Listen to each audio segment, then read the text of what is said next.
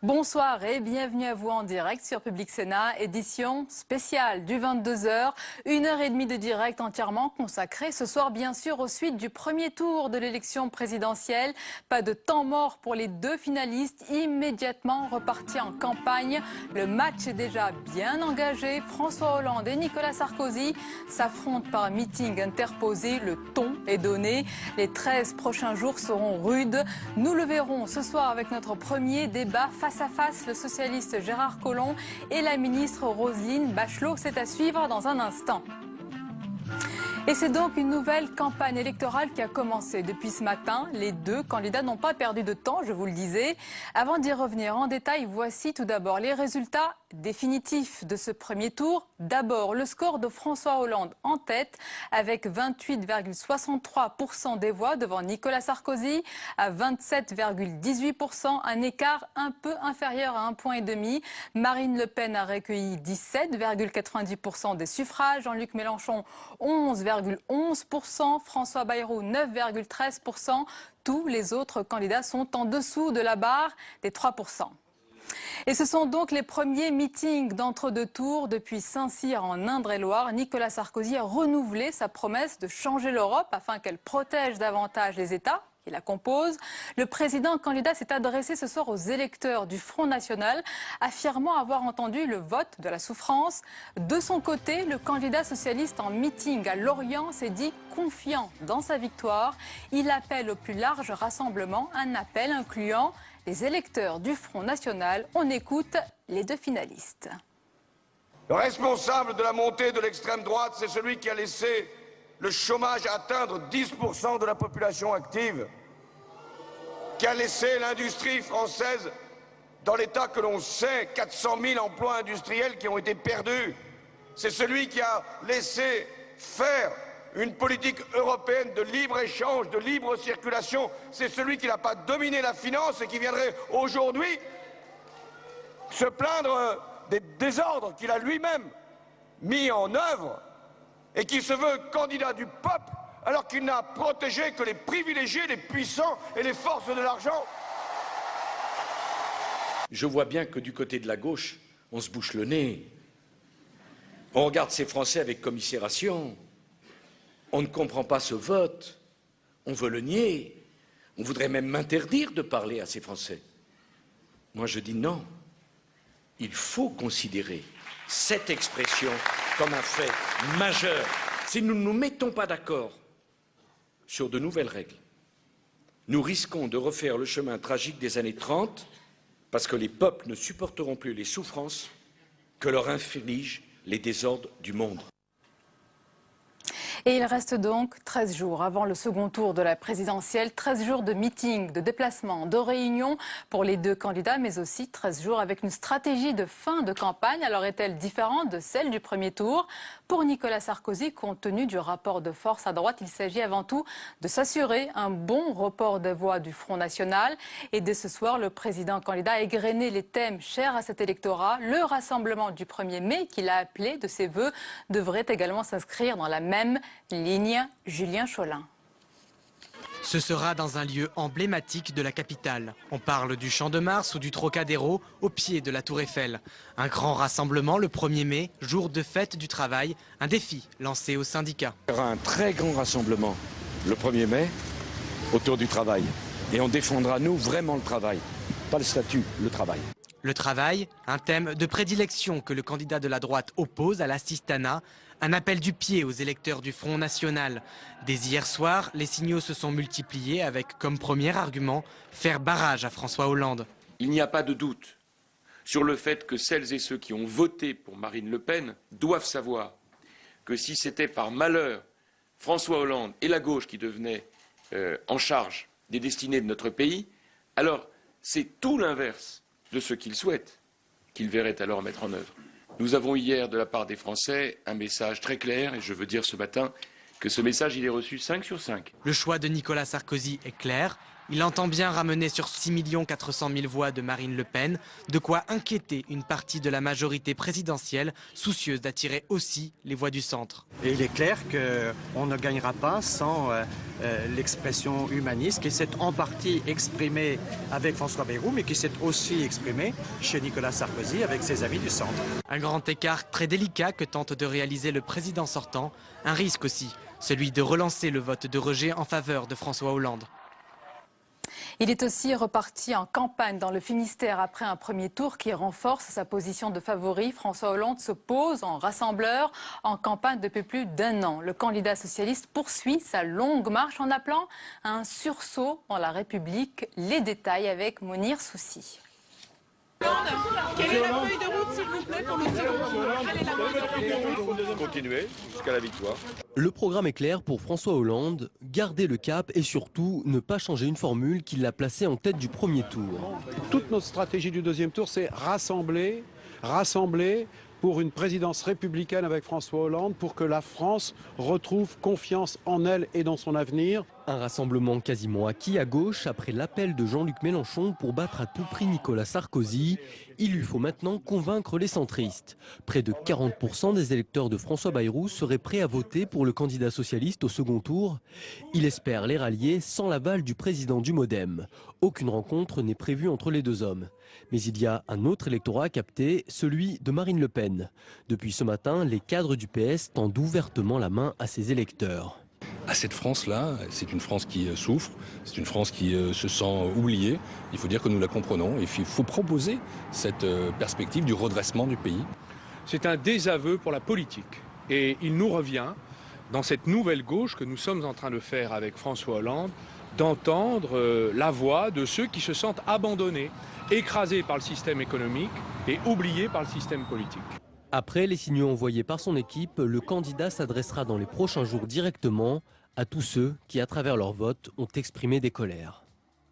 Et c'est le premier face-à-face du 22h avec nos invités politiques. Je vous les présente avec plaisir. Le sénateur socialiste et maire de Lyon, Gérard Collomb, bonsoir. Bonsoir. Bienvenue à vous. Et la ministre des Solidarités et de la Cohésion sociale, Roselyne Bachelot, bonsoir. Bonsoir. Bienvenue à vous sur le plateau de Public Sénat. D'abord, au lendemain de ce premier tour, avec maintenant des résultats définitifs connus selon les différentes régions, dans quel état d'esprit êtes-vous, Roselyne Bachelot, ce soir?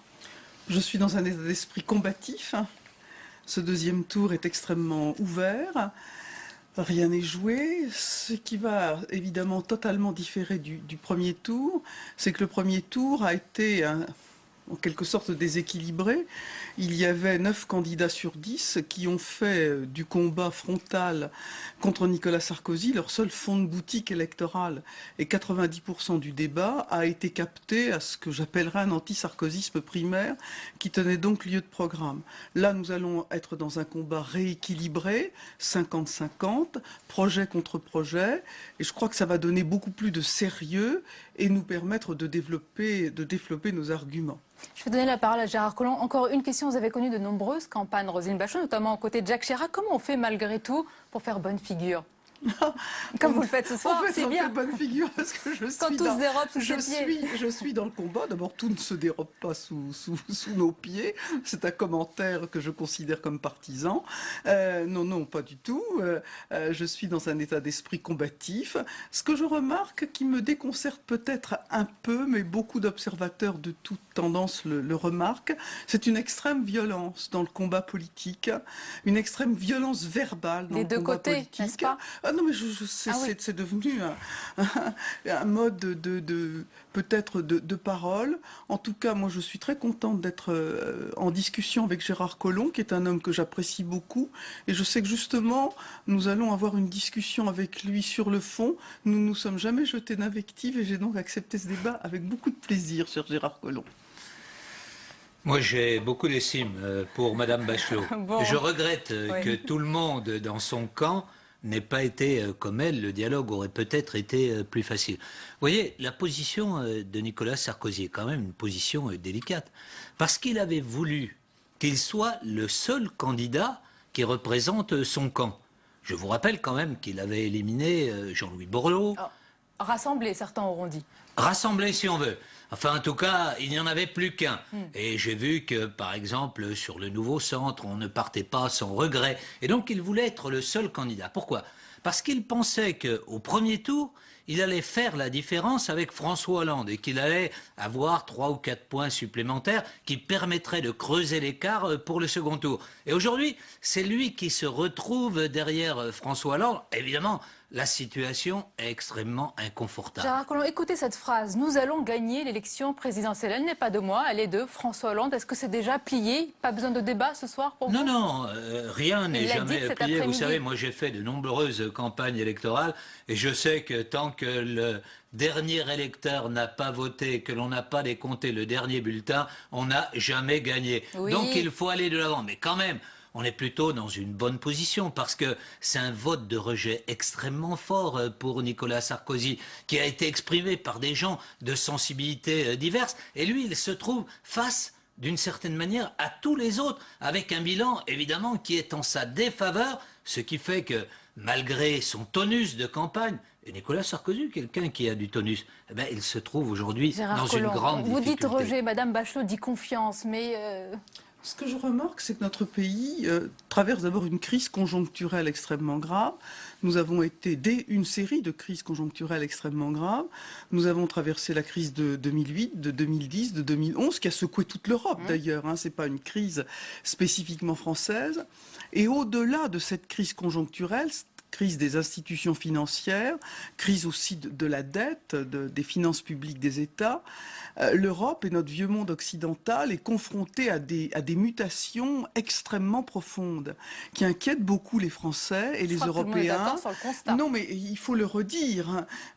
Crise de la mondialisation, bien entendu. Ce qui menace les ouvriers français, ce ne sont pas les capitalistes, ce sont d'autres ouvriers, des ouvriers chinois, des ouvriers américains, des ouvriers brésiliens. Il faut bien comprendre ce qu'est la mondialisation. Et chaque fois qu'on a une mauvaise analyse, évidemment, on donne de mauvaises solutions. C'est une peur, c'est une angoisse, la mondialisation? Oui, bien entendu, parce qu'il va falloir changer, il va falloir d'autres méthodes. Et puis, nous sommes confrontés à des choses aussi qui sont assez sympathiques. Et la ministre des Solidarités en parle volontiers. C'est l'extraordinaire allongement de la durée de la vie qui vient percuter nos systèmes sociaux, nos systèmes de protection sociale d'une manière considérable. Donc, cette double conjonction de crise conjoncturelle et de crise structurelle fait que le débat politique doit changer. Il doit être un débat de responsabilité. Et c'est ce que nous avons voulu faire dans cette campagne. Et le président de la République l'a expliqué. Je l'ai expliqué de façon très claire en indiquant les voies du redressement de notre système de protection sociale. Si je comprends bien votre discours en creux, c'est-à-dire que le candidat socialiste n'est pas en train de prendre la mesure de la gravité de la situation. Ah, je le pense. Je le traduis, je l'ai bien traduit. Oui. J'entends bien l'argument qui est de dire finalement s'il y a un échec de Nicolas Sarkozy, c'est parce qu'il y a eu la crise. L'argument serait valable si toute l'Europe était en crise. Mais toute l'Europe n'est pas en crise. J'ai regardé juste avant ce débat quels étaient les chiffres de croissance dans les différents pays européens. On s'aperçoit qu'en Allemagne, on s'aperçoit que dans les pays scandinaves, on s'aperçoit que chez nos amis néerlandais, et même dans la Belgique, qui n'avait pas de gouvernement, le taux de croissance est plus important qu'en France. Alors pourquoi? À mon avis, ils ont commencé la réforme de structure avant nous. À mon avis, pourquoi? Tout simplement parce que Nicolas Sarkozy, au début de son mandat, a fait les réformes qu'il ne fallait pas faire. Son modèle, finalement, c'était le modèle américain. Il pensait que si on libéralisait l'ensemble de l'économie, eh bien on allait pouvoir, comme il disait, libérer les énergies. C'était exactement le modèle américain des subprimes. Vers quel modèle, permettez-moi, vous voulez nous faire tendre si François Hollande arrive en tête le 6 mai? Mais je crois qu'aujourd'hui, François Hollande a donné... Quel est votre modèle en Europe? C'est un social réformiste renouvelé, bien évidemment, qui a des données nouvelles. Par exemple, par rapport à une pensée un peu ancienne du Parti socialiste, nous savons aujourd'hui qu'une de nos priorités, sera de reconstruire l'économie, de reconstruire notre appareil industriel. Et François Hollande, par exemple, a mis en tête de son projet ce qu'il appelle le pacte productif, ce que moi j'essaye de faire par exemple à Lyon, essayer de reformater notre économie, nos industries, investir dans les industries nouvelles, les clean tech, les industries du futur. Et c'est ce que nous faisons. J'imagine que Mme Bachelot veut aussi aller vers l'avenir. Je m'inscris totalement en faux sur une chose qu'a dite Gérard Collomb, selon laquelle nous aurions adopté un modèle américain. Moi, j'ai des chiffres extrêmement précis. Vous ne le reniez pas, c'était quand même une référence au début de campagne. Nous avons, moi je juge au fond, et j'apporte des chiffres. Nous avons les dépenses sociales les plus élevées du monde. Ce ne sont pas des chiffres qui sortent des cabinets de communication, qui font du marketing politique. Ce sont les chiffres de l'OCDE. 30% du produit intérieur brut est consacré à la protection sociale. Et au début du quinquennat de Nicolas Sarkozy, ce chiffre était de 28%. Nous avons conforté toutes les politiques sociales de ce pays, que ce soit pour les personnes handicapées, avec l'augmentation de l'allocation d'adultes handicapés, la scolarisation des enfants handicapés, les politiques en direction des personnes âgées, politiques publiques ont augmenté de 75%. Nous avons créé le revenu de solidarité active. Nous avons conforté les politiques familiales. Mais c'est pour ça que j'en parle. Et quand vous parlez d'un modèle américain, mais ça contrevient à la vérité fondamentale des politiques qui ont été menées par Nicolas Sarkozy. A eu deux périodes. La première période qui était décisive au départ, ou avec le bouclier fiscal. Non, si vous voulez bien me laisser parler, je ne vous ai pas interrompu. Je croyais que vous vous entendiez bien. Mais oui, non, on s'entend bien, mais quelquefois, elle est un peu c'est du débat, c'est pas une discussion. Elle revient de loin du fond de cours, donc il faut qu'elle remonte un peu au filet. Lorsque Nicolas Sarkozy arrive au gouvernement, il prend toute une série de mesures pour alléger les impôts des plus fortunés, ce qu'on a appelé le bouclier fiscal, qu'il a d'ailleurs détricoté petit à petit à la fin du quinquennat, parce qu'il voyait bien qu'il n'y avait pas de réelle application et que l'on avait creusé les déficits. Je rappelle que les déficits, la dette publique que l'on a aujourd'hui a été largement creusée avant la crise. Et évidemment, quand la crise est venue, on s'est trouvé fort dépourvu. Non. François Hollande a toujours dit que pour lui, la dette était une de ses priorités. Vous savez, dans le débat qu'on a pu avoir à l'intérieur du Parti socialiste, c'est quelqu'un qui a toujours eu cette pensée, essayer de faire en sorte qu'on prenne en compte la situation de la France et en particulier la profondeur de nos déficits. Alors c'est vrai que cela va demander deux choses qui vont être assez difficiles, à la fois pouvoir comprimer un certain nombre de dépenses, trouver de nouvelles recettes, mais dans la justice et dans la solidarité, et puis en même temps investir dans le pacte productif et dans nos PME qui aujourd'hui sont en extrême difficulté. Ce qui est très inquiétant dans le discours de François Hollande, c'est que j'ai encore, avant de venir à ce débat, regardé quelles étaient les dépenses. Alors les dépenses, on les voit assez bien, mais quelles étaient les économies qui étaient proposées, on ne les trouve pas. Et les dépenses sont absolument considérables. Elles sont de l'ordre d'à peu près d'une augmentation de dépenses à peu près de 40 milliards d'euros, alors que notre augmentation, nos propositions de dépenses sont évidemment inférieures à 10 milliards d'euros. Et là, véritablement, nous avons fait un programme extrêmement chiffré. Nous y étions d'ailleurs obligés, contraints, puisque étant au gouvernement, nous avons présenté à la Commission européenne notre programme quinquennal pour ce que nous allions faire, la trajectoire des dépenses, la trajectoire des finances publiques. Donc nous présentons aux Français quelque chose de sérieux. Nous voulons ramener les finances du pays à l'équilibre. Nous n'aurons plus de déficit en 2016 et c'est extrêmement inquiétant. Le flou du programme de François Hollande est inquiétant. Il menace d'une autre réalité qu'il ne faut pas occulter ce soir. Vous serez d'accord, c'est le score du Front National. A été chiffré par l'Institut Montaigne, qui n'est pas un institut de gauche, c'est un institut proche du patronat. Et je m'inscris en faux contre les chiffres de Mme Bachelot. François Hollande avait chiffré son programme à 20 milliards. L'Institut Montaigne l'a chiffré à 21 milliards. Roselyne Madame Bachelot, Gérard Collomb, nous allons à présent aussi parler d'un résultat important, d'un score qui a surpris quand même hier, celui du Front National. Nous évoquerons les ressorts de ces votes ensemble, mais d'abord on va regarder les faits avec Fabrice Cunet. Siège du Front National ce matin, réunis en bureau politique autour de Marine Le Pen, les principaux responsables du FN découvrent le détail de leur score historique. Sur ces feuilles, les résultats département par département, canton par canton.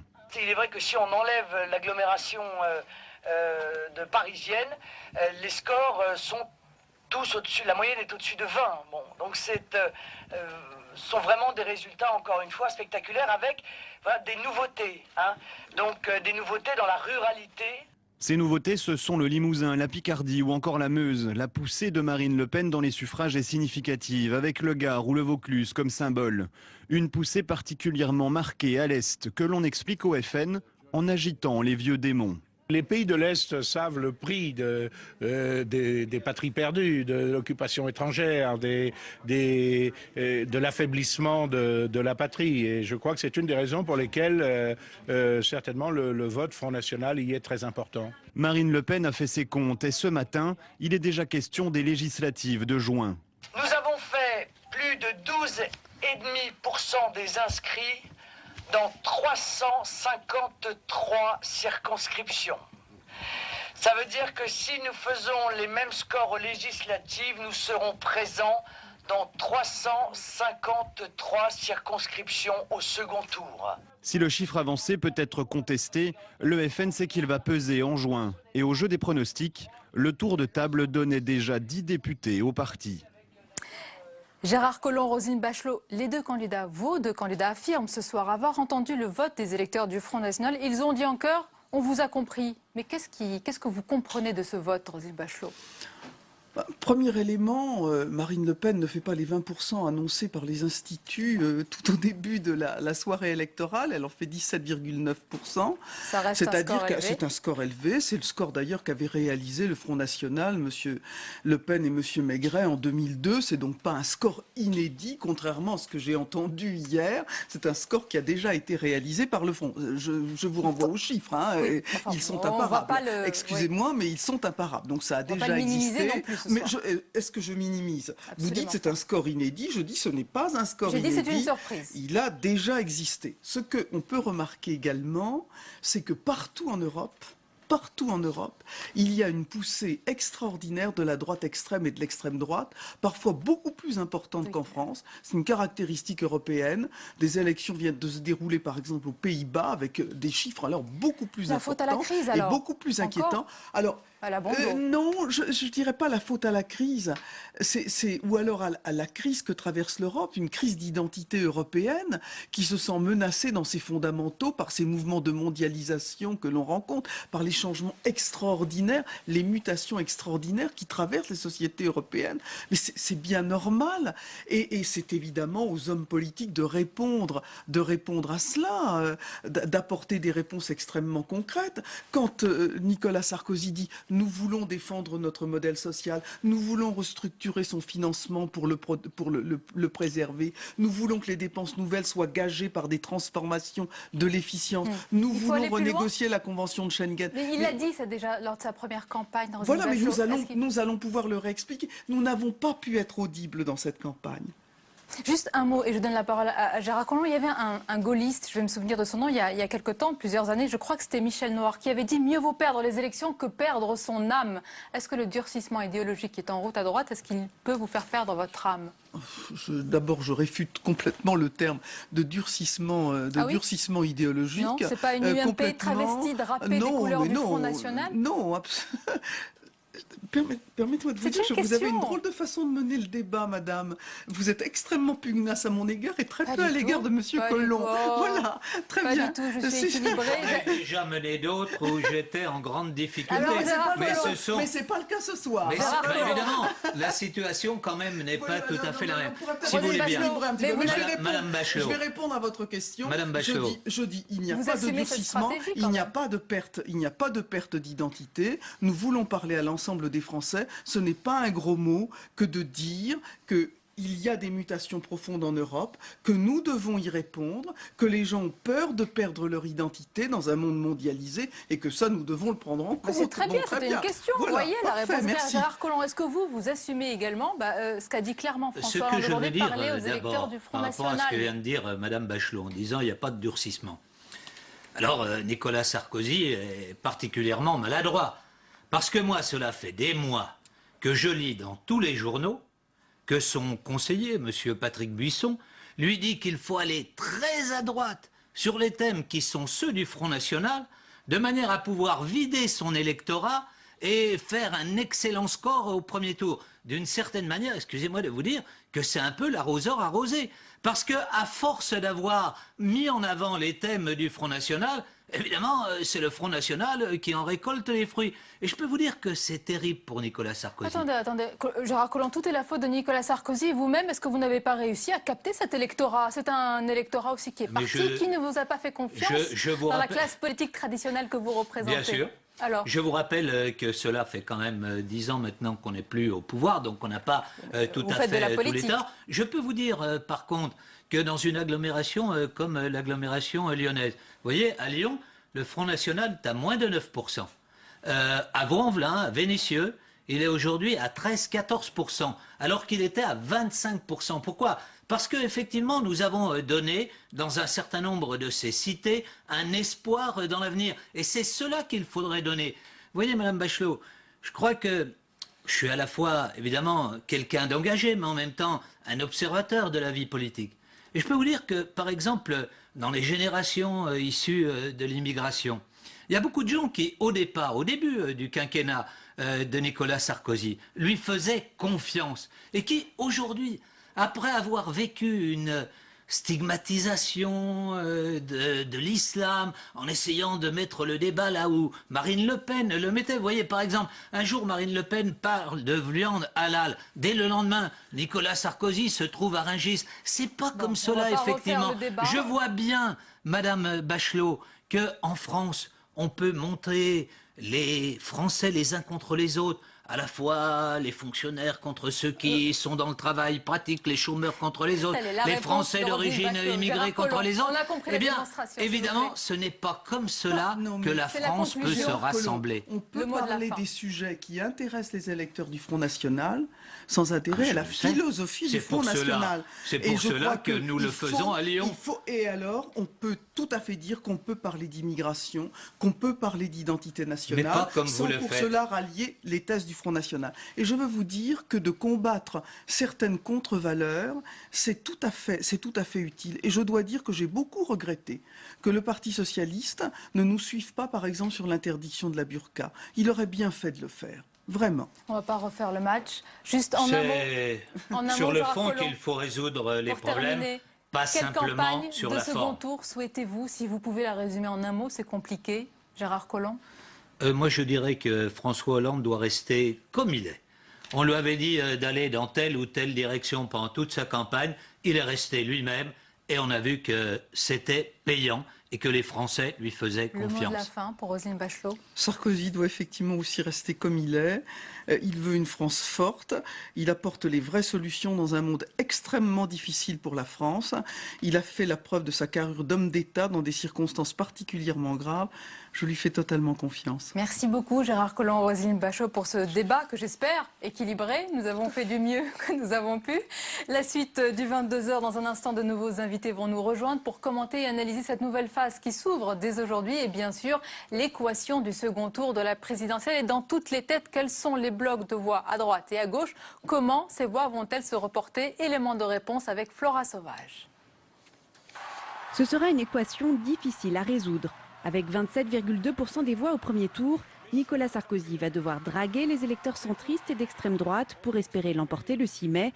Ce matin, à la sortie de son QG de campagne, le président sortant s'est adressé aux électeurs de Marine Le Pen. Les électeurs du Front National doivent être respectés. Ils ont fait un choix. Ils ont exprimé un choix. C'est un vote de souffrance, un vote de crise. Pourquoi les insulter ? Car avec 17,9% des voix, Marine Le Pen renforce son rôle d'arbitre au second tour. Elle a déjà annoncé qu'elle se prononcerait le 1er mai, mais il y a fort à parier qu'elle ne donnera pas de consigne de vote. Et d'après les instituts de sondage, les électeurs du Front National seraient loin de se prononcer tous pour Nicolas Sarkozy au second tour. Du côté des électeurs centristes, rien n'est joué non plus car François Bayrou, qui a obtenu 9,1% des voix, n'a pas donné de consigne de vote. Pour l'heure, ils sont partagés entre le candidat UMP, le candidat PS et l'abstention. Pour François Hollande, qui a obtenu 28,6% des voix, l'équation semble plus facile à résoudre. Dès hier soir, Eva Joly et Jean-Luc Mélenchon ont appelé leurs partisans à faire barrage contre Nicolas Sarkozy en votant François Hollande au second tour. C'est vrai que nous sortons en tête, nous avons un total de voix qui ont été rassemblées déjà par les candidats de gauche, d'autres qui vont s'ajouter. Voilà, nous sommes confiants, mais c'est aux Français de choisir. À l'heure qu'il est, François Hollande peut s'estimer confiant. Tous les instituts de sondage le donnent gagnant le 6 mai. Nos nouveaux invités nous ont rejoints pour ce 22h spécial au lendemain du premier tour de la présidentielle. Je vous les présente avec plaisir. Nos invités avec Étienne Gernal, bonsoir. Bonsoir. Directeur de la rédaction du Point. Avec nous également ce soir Laurent Geoffrin, bonsoir. Bonsoir. Directeur de la rédaction du Nouvel Observateur. Éric Bonnet, bienvenue. Directeur des études BVA Opinion. Et pour ajouter un zeste de bonne humeur, je l'espère, le caricaturiste de Charlie Hebdo, Luz. Vous allez bien? Très bien. Cette campagne, ce premier tour vous a inspiré? Pas mal, oui, malheureusement. Oui. Ah oui, à ce point. Bon. Éric Bonnet, on va commencer par la bataille du report des voix qui s'annonce âpre. Oui, tout à fait. Alors on voit que François Hollande est quand même aujourd'hui le favori. Il est en tête dans les intentions de vote de second tour. Il est arrivé en tête au premier tour. Le rapport droite-gauche est également favorable à la gauche, puisque 43% des électeurs ont voté pour un candidat de gauche. Donc c'est un rapport de force qui est quand même nettement meilleur que 2007, où il n'y en avait eu que 36%. Et puis on voit effectivement que les reports de voix, lui, sont favorables, puisque les électeurs de Bayrou, pour le moment, sont aussi nombreux à vouloir voter pour Sarkozy que pour Hollande. Et les électeurs Mélenchon sont 90% à vouloir se reporter vers François Hollande, alors que les électeurs Le Pen ne sont que 50% pour le moment à voter pour Nicolas Sarkozy. Donc tout le défi pour Nicolas Sarkozy, ça va être d'améliorer ses reports et du Front National et de François Bayrou, mais c'est vrai que la tâche est rude. L'équation Étienne Gernal, Nicolas Sarkozy est compliquée. Il est condamné à continuer sa campagne sur les mêmes thèmes. Est-ce que ce n'est pas un petit peu, on ne change pas une tactique qui perd ou qui ne marque pas des points, pas de marquer des points? Qui a gagné en 2007, et alors c'était son gourou, parce qu'on parle de lui, de Patrick Buisson, qui est de très droitier Patrick Buisson, son doudou presque. On n'exagère pas un peu son rôle, parce que c'est vrai qu'on lit partout, on en parle partout. C'est absolument vrai. Jusque dans le vocabulaire, etc. Alors, il n'est pas le seul conseiller, mais enfin, c'est comme celui qui a dominé ces derniers temps. Est-ce que c'est la bonne technique au second? En 2007, c'était différent. C'était à droite toute pour le premier, et puis recentrage au deuxième. Là, ça n'a pas marché au premier. Il n'a pas réussi à siphonner les voix de Marine Le Pen, qui est quand même un score extrêmement élevé. Et il se dit aujourd'hui, probablement, il y a plus de voix à prendre chez Marine Le Pen que chez François Bayrou, ce qui, arithmétiquement, est exact.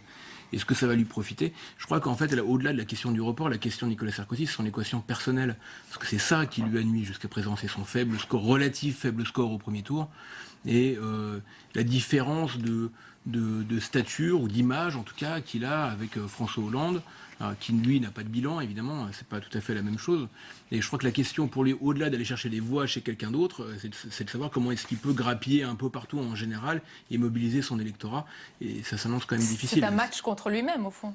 Et c'est en partie ça, et c'est pour ça que c'est très difficile. Laurent Geoffrin, quand vous êtes réveillé ce matin, au lendemain de ce premier tour, vous avez eu la carte électorale devant vos yeux avec les principales forces. Qu'est-ce que vous avez dit? Quelle France vous avez découvert? Une France qui est trop à droite pour sa partie extrême, mais qui va probablement élire François Hollande comme président. C'est le paradoxe de la chose. Parce qu'il faut quand même dire ce que disent tous les spécialistes, parce que évidemment, par principe, on dit c'est pas joué, il faut que les gens votent. Hein. Tous les spécialistes disent ça y est, c'est joué. Tous? Tous. Vous avez fait un sondage exhaustif? Non, j'en ai pas rencontré qui disent le contraire. Mais qu'est-ce qu'on fait? On plie, on ramasse les faits, on Non, part, c'est pour ça qu'on plié, ne peut pas dire ça Ah à la télévision, parce qu'on a l'air de préempter le vote. Mais enfin, pour vous, la victoire de Nicolas Sarkozy est impossible? Ou improbable? Rien n'est impossible. Ah bon. Impossible n'est pas français, comme on dit. Mais ça paraît extrêmement difficile. On fait les comptes dans tous les sens, on n'arrive pas à la majorité pour Sarkozy. Et il y a une simple remarque politique, c'est que cette tactique qui consiste à aller prendre les voix du Front National n'a pas marché jusqu'à présent. Alors on voit pas très bien pourquoi elle marcherait maintenant. Qu'est-ce qui change entre les deux tours? La grande théorie de grand-chose. Patrick Buisson, c'est précisément de dire, alors je ne suis pas certain du tout qu'elle soit vraie, mais c'est dire précisément que Nicolas Sarkozy n'est pas allé assez loin dans cette voie-là. Il reproche notamment à Raffarin et Juppé d'avoir joué un petit peu le côté on se recentre un petit peu avant, d'avoir parlé de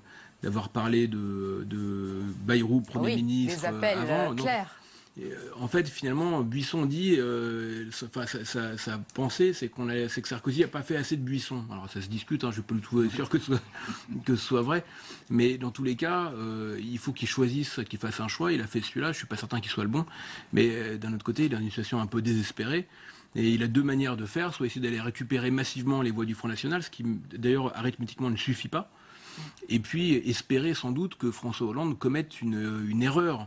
Et ça explique d'ailleurs peut-être cette polémique sur les 3 débats, 1 ou 3 débats.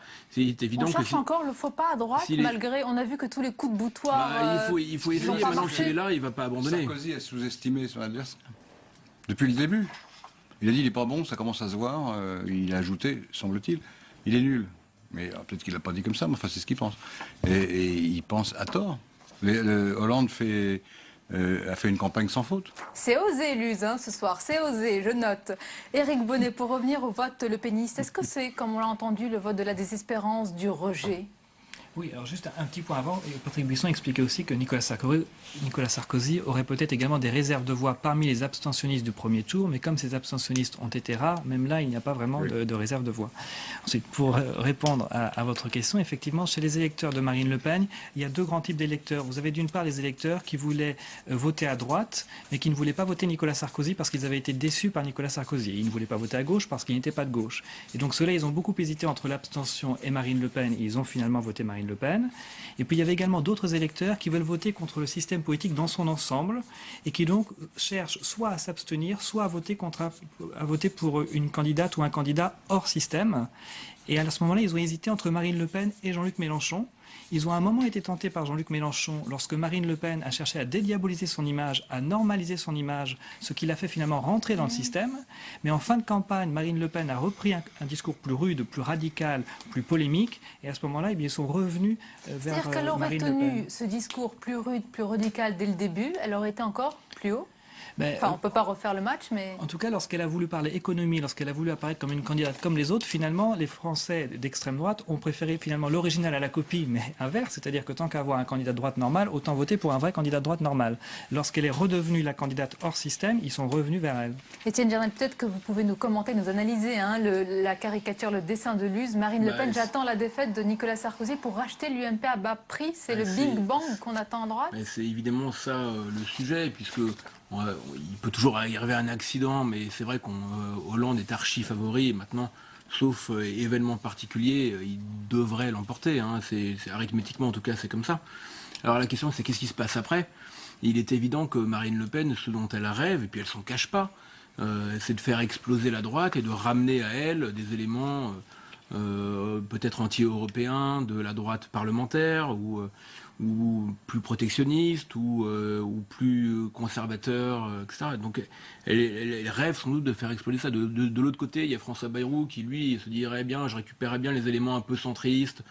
Il est encore en mesure de récupérer, il est encore le leader naturel aujourd'hui. Je ne suis pas certain, mais il est évident que l'UMP, si Sarkozy perd, ce qui semble probable aujourd'hui, devra probablement se battre pour maintenir son unité. Pour vous, il n'y a plus de surprise, mais la campagne de second tour aura quand même lieu. Laurent Geoffrin, c'est les électeurs qui décident, c'est pas nous. J'espère bien, ça sera une campagne sur les valeurs, les projets, les personnalités. J'espère pas les invectives, on n'espère pas les invectives. Ça va être agressif, je pense, puisque Sarkozy n'a rien à perdre. Et donc il va attaquer, enfin, c'est son jeu, c'est une bonne guerre. Mais oui, effectivement, il y a quand même deux projets bien distincts, puisque la politique de Sarkozy consiste à réduire le poids de l'État, enfin à essayer de le réduire, et il refuse pour l'essentiel la réforme fiscale que la gauche prévoit. Donc il y a deux projets. Deux visions. Oui, il y en a une qui est social-démocrate et l'autre qui est plutôt national-libéral, on pourrait dire. Donc voilà, vous avez c'est un choix assez clair. Eric Bonnet, les Français ont cette perception vraiment des deux voies à suivre pour les prochaines années, des deux visions, des deux projets très clivants. Mais surtout que Nicolas Sarkozy va beaucoup insister là-dessus, parce que pour essayer d'améliorer les reports issus du Front National, il va essayer de donner de François Hollande une image inquiétante aux yeux des électeurs FN, en expliquant qu'avec François Hollande, ce sera la régularisation des sans-papiers, il y aura le droit de vote des immigrés, etc. Et pour essayer de récupérer les voix issues de Bayrou, il va essayer de donner une image inquiétante de François Hollande aux yeux de la droite modérée, à savoir une image économiquement inquiétante, en expliquant François Hollande, c'est les déficits, c'est la dette, etc. Donc du coup, il va beaucoup insister sur il va chercher à gauchir l'image de François Hollande et à inquiéter sur François Hollande. Pour terminer, Eric Bonnet, sur les sondages de second tour, ils ont bougé, ils bougent, ça frémit. Et dans quel sens? Pour l'instant, on en est à entre 53 et 55% pour François Hollande. Ce qui n'est pas du tout la même chose. 53 ou 56, ça va être 53 à 56. Enfin, dans les deux cas, il gagne. Dans les deux cas, il gagne, mais c'est pas du tout la même chose quand même. Il était inquiet, Laurent Geoffroy. Pas du tout.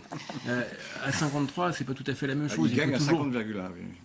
Oui, non, mais c'est ça. C'est-à-dire qu'il peut toujours, quand on est à 53,47, il peut toujours espérer grappiller quelques points. Et puis il y a un rééquilibrage naturel qui se fait très souvent comme ça quand même, quand ils sont 1 contre 1. Ce qui se répète partout à l'UMP, ils se disent ça un peu pour se rassurer, mais ça fait partie des choses. C'est qu'ils se disent, mais Sarkozy, il était seul contre 9. Jusqu'à présent, là, ce serait 1 contre 1. C'est pas complètement faux. Vu qu'il était le seul président et tous les autres voulaient sa place. Donc, évidemment, ce qui est assez logique. Et c'est vrai qu'il prenait beaucoup plus de coups que les autres, voilà, parce que c'est celui qui était en place. Donc c'est vrai qu'il y aura forcément, et puis un rééquilibrage, et puis il y aura une confrontation des programmes.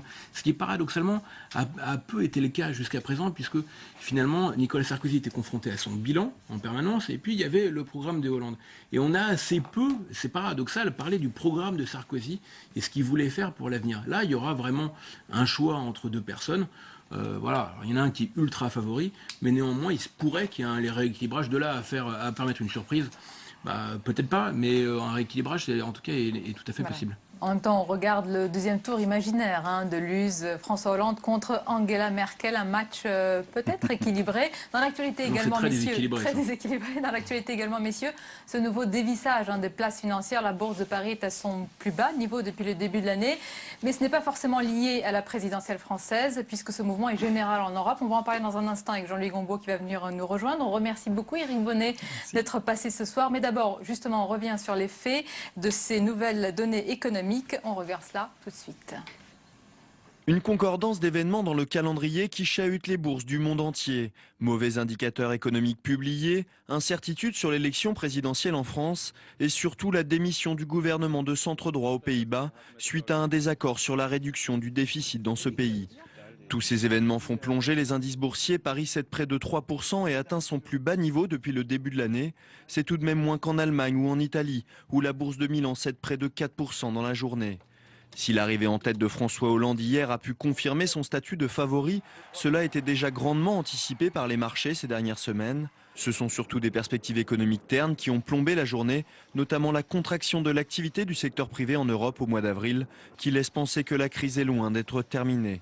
Une bonne nouvelle toutefois dans cette journée morose, la France a emprunté plus de 7 milliards d'euros sur les marchés, à des taux stables par rapport à la semaine dernière. Jean-Louis Gombault nous a rejoint. Bonsoir Jean-Louis. Bonsoir Sonia. Alors cette réaction des marchés, Jean-Louis, elle est liée ou pas à ce qui se passe en France? Il faut bien comprendre que les marchés financiers sont toujours dans l'anticipation de la réalité.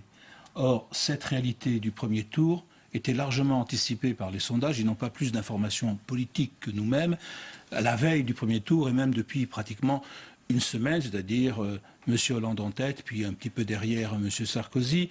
Donc là, tout le monde le savait, les marchés, et s'ils avaient à prendre des positions, ils les avaient prises déjà avant largement le premier tour, que ce soit en France ou ailleurs. Il y a deux données quand même qui sont un peu surprenantes. C'est le fait que Mme Le Pen est un peu plus haut que ce qui était attendu. Et évidemment, il y a de quoi inquiéter les marchés, surtout avec ce qui s'est passé aux Pays-Bas samedi. Mais on peut dire que c'est compensé par le fait que M. Mélenchon est en dessous de ce qui était prévu. Donc, Évidemment, c'est très difficile d'entendre ce que disent les marchés, c'est quelque chose d'assez complexe, mais si on raisonne sur l'idée qu'ils anticipent le réel et que le réel s'est passé comme les anticipations le disaient, il n'y a pas de raison de voir dans le résultat du premier tour les raisons du bouleversement des marchés financiers. Jean-Luc, vous êtes d'accord avec le dessin de Luz? Le troisième homme, Moody's, c'est peut-être le premier. Je ne sais pas. C'est peut-être le Carrément. C'est le troisième tour. Je vous en prie, oui, Jean-Luc. Alors, d'autant plus que d'ailleurs, par exemple, la bourse, le DAX, la bourse allemande, avait baissé plus que la bourse française à l'ouverture. Donc je pense qu'il faut dégager. Et effectivement, comme ça vient d'être dit dans le reportage, les données économiques qui sont tombées dans la journée en Europe étaient particulièrement mauvaises, non seulement en Europe, mais également chinoises, puisqu'on a eu la confirmation du ralentissement en Chine. Le plus important dans tout ça, c'est quand même ce qui s'est passé samedi aux Pays-Bas, puisque le plan de rigueur ou d'austérité a été rejeté par le Parlement à cause de l'extrême droite, de la présence de l'extrême droite en Allemagne, ce qui nous renvoie à Madame Le Pen. Je pense qu'on peut dire que les marchés sont certainement plus inquiets de ce qui se passe en Hollande que de M. Hollande lui-même. Est-ce que c'est une période d'incertitude qui commence en Europe, Jean-Luc, avec tout ce que vous nous dites? Alors, tout ce qui s'est passé aujourd'hui, ce qui se passe maintenant depuis 15 jours, 3 semaines, laisse entendre que la période de répit est sans doute derrière nous. Ce n'est pas la crise qui est derrière nous. C'est la période de répit que nous avons connue depuis à peu près le mois de décembre dernier, qui nous a laissé à peu près tranquille.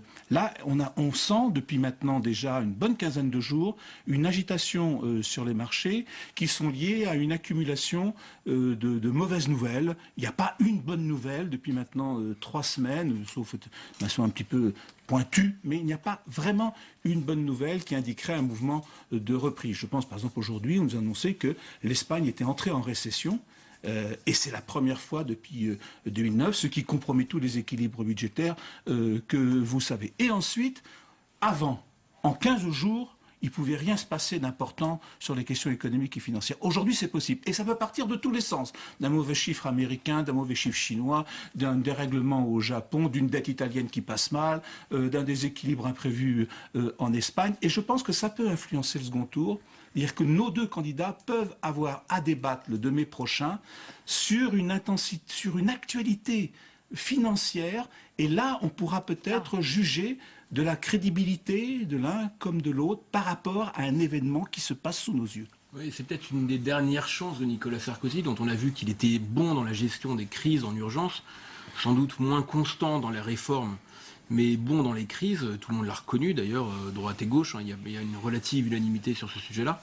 Et il est vrai qu'endosser le costume de président pompier dans une période de crise pourrait lui redonner une meilleure image, sans compter qu'il est vrai que si la question c'est celle de la rigueur budgétaire et des comptes publics, François Hollande ne promet pas d'économie, ou pas vraiment, ou un petit peu, ou en tout cas c'est moins clair que Nicolas Sarkozy, qui n'est pas très clair non plus, mais qui est quand même un tout petit peu plus dans ce domaine-là, et que ça pourrait profiter un peu à Nicolas Sarkozy, mais enfin ça reste quand même très hypothétique. Laurent Geoffrin, on a remarqué ces derniers temps, par petites touches, par petits signes, que François Hollande fait savoir qu'il pourrait y avoir consensus autour de son idée de renégocier le pacte de stabilité. Il a dit qu'il y aurait des partenaires en Europe. Est-ce que c'est une idée qui fait son chemin, ou est-ce qu'il le dit un peu pour pousser son avantage? Pour un créancier, il y a deux dangers.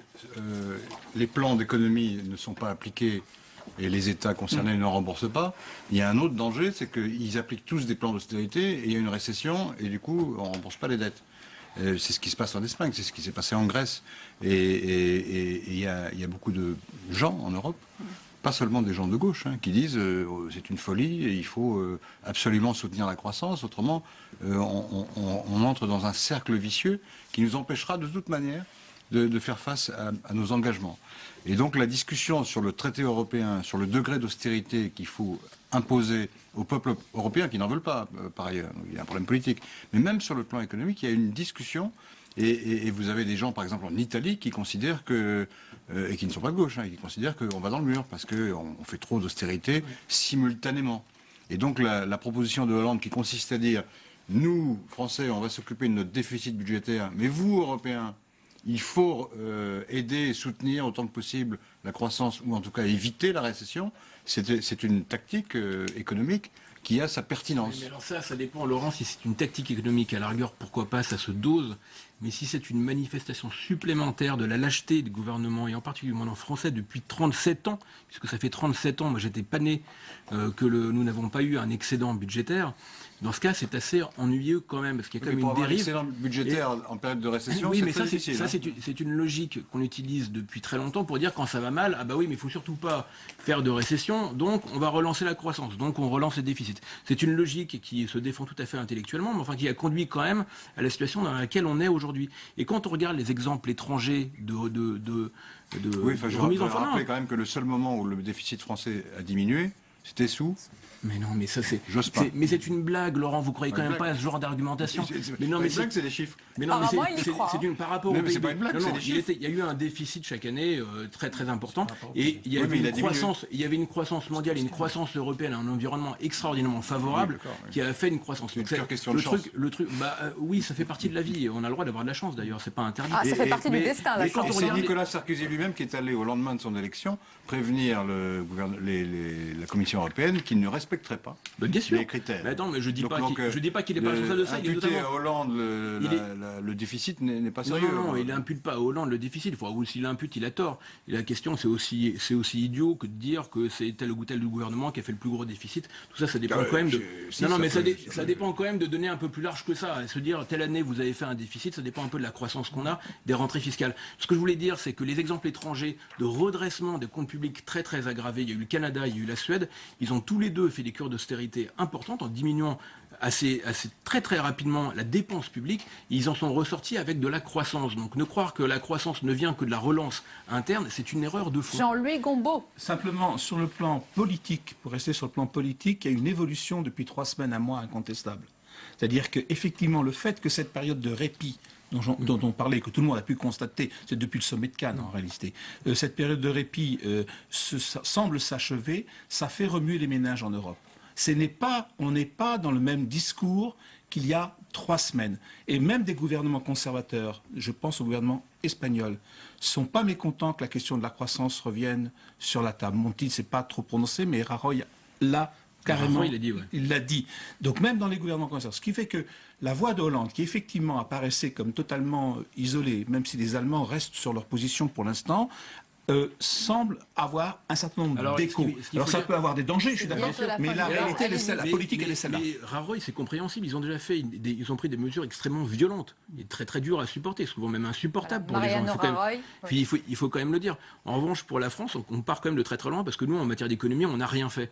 Donc on a quand même un peu de marge. Messieurs, on va terminer ce débat avec aussi cette une qui nous arrive beaucoup plus tôt que prévu. On sort demain à Paris et mercredi. Voilà, le nouvel observateur. Je sens la vague.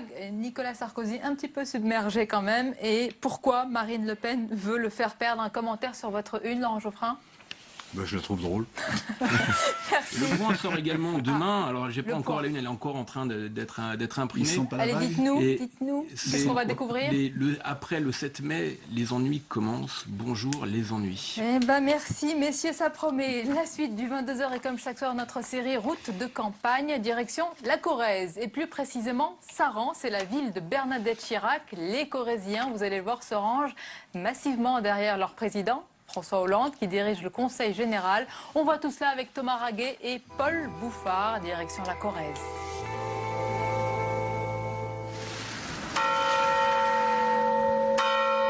Saran, en Corrèze, son clocher et son impressionnant musée Jacques Chirac.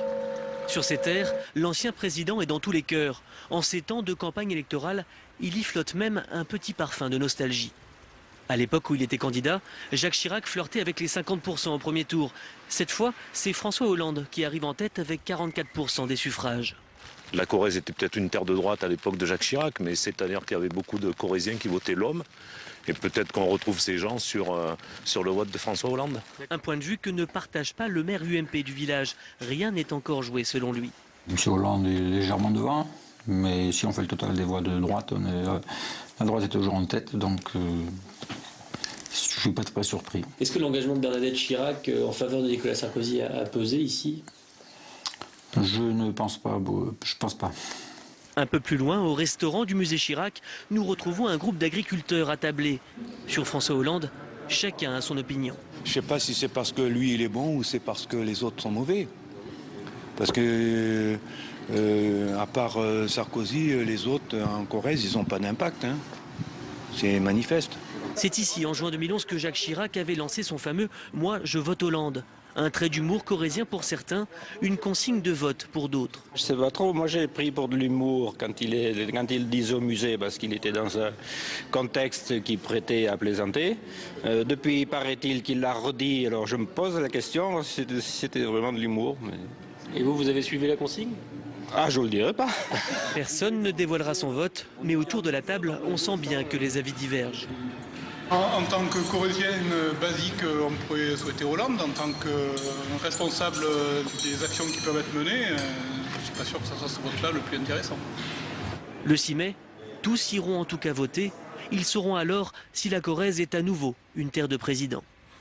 Et nous sommes en direct en duplex avec notre journaliste Thomas Raguet depuis Brive-la-Gaillarde en Corrèze. Vous êtes avec Pascal Ratino, c'est le directeur général du quotidien La Montagne. Quelle une nous découvrirons demain, Thomas ? Oui, bonsoir Sonia. Donc avec Pascal Ratino, directeur régional des éditions du Limousin, le groupe propriétaire du journal La Montagne. Que vont pouvoir lire vos lecteurs demain dans La Montagne? Je vais vous montrer la une, en avant-première, les dessous du scrutin. On est revenu évidemment sur ce premier tour pour avoir tous les enseignements et toutes les leçons de ce premier tour en Corrèze.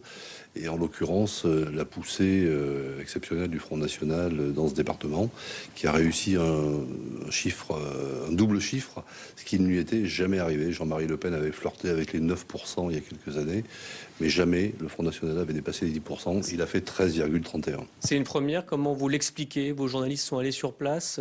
Qu'en ont-ils conclu? Oui, alors c'est assez difficile à expliquer parce que c'est assez multiforme. Il y a du vote dans le milieu rural, dans les toutes petites communes, du vote Front National, on dirait du vote paysan entre guillemets, mais on retrouve également des scores assez importants dans certaines villes et dans ce qu'on appelle le périurbain. Un certain nombre de nos interlocuteurs nous ont dit qu'ils avaient noté une forte volonté de se tourner vers Marine Le Pen chez les rurbains, c'est-à-dire des gens qui sont installés à la campagne, qui ne sont pas forcément du milieu agricole. Nouvellement installés à la campagne. Comment vont-ils se comporter au second tour, ces électeurs? Très difficile à dire. Est-ce qu'on est dans un vote contestataire pur?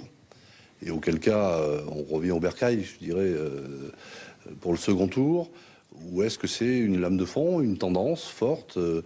Moi, j'ai discuté avec des jeunes hier soir. J'étais assez surpris sur le fait que des jeunes me disaient bah oui, moi, les modèles proposés par les partis traditionnels ne m'intéressent pas. Et j'ai voté Front National parce qu'on a besoin que ça change. Et là, on ressent vraiment une envie de changer quelque chose, une sorte de lame de fond. Ce que ressentent aussi les dirigeants du Front National ici en Corrèze, dans toutes les rencontres qu'ils ont pu faire pendant la campagne. Très rapidement, on est ici sur les terres de François Hollande, qui fait 43% des suffrages. Est-ce qu'il y a des ressemblances avec Jacques Chirac, lui aussi, élu corrézien et président de la République avant? Oui, alors déjà, il ne faut pas perdre de vue qu'effectivement François Hollande a fait 43%, que Nicolas Sarkozy est positionné en deuxième place avec pratiquement 22%. Donc on reste quand même dans du très classique. Pour revenir à votre question sur François Hollande, oui, on a souvent comparé la Hollandie d'aujourd'hui à la Chiracie d'hier, et on a souvent comparé les deux personnages. Je dirais leur bonhomie, entre guillemets, leur contact facile avec les gens, qui plaît beaucoup ici, dans un département rural ou semi-rural. Donc oui, il y a des similitudes. Il y a aussi le fait, en rapport à Henri Queuille, qui a été président du Conseil sous la 4e République, qui était un haut corrézien, et ces deux-là se revendiquent souvent de Henri Queuille. Okay, merci beaucoup Pascal Ratino.